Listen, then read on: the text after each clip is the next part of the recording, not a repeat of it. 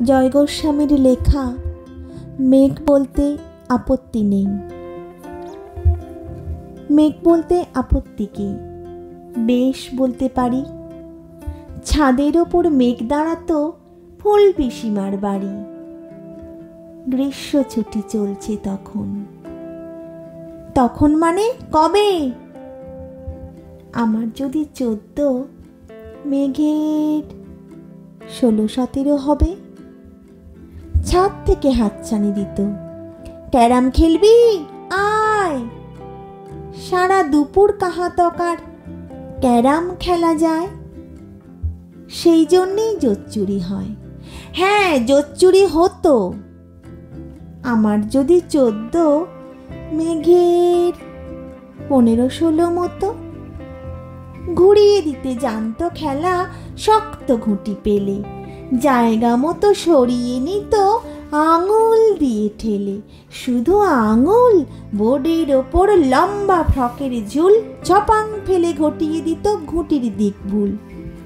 এইখানে না ওখানে, হ্যাঁ এইটা না ওটা, ঝাঁপিয়ে পড়ে ছিনিয়ে নিল ঘুঁটির বাক্সটা।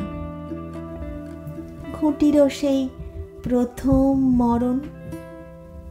প্রথম মরা মানে বুঝবে শুধু তারাই যারা ক্যারাম খেলা জানে। চলেও গেল কদিন পরেই।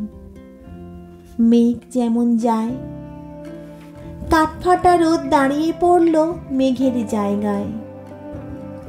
খেলা শেখাও, খেলা শেখাও, হাপিত্যেশ কাক।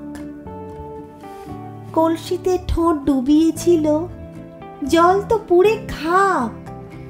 খাক হওয়া সেই কলসি আবার পরের বছর জলে ভরল কেমন তোমায়?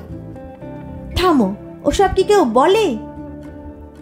আত্মীয় হয়, আত্মীয় হয়।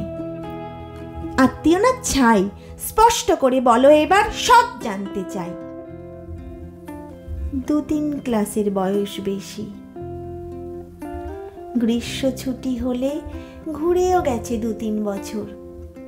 এই জানে সকলে। আজকে দগ্ধ গ্রীষ্ম আমার, তোমায় বলতে পারি। মেঘ দেখতাম ছাদের ঘরে, ফুল পিসিমার বাড়ি।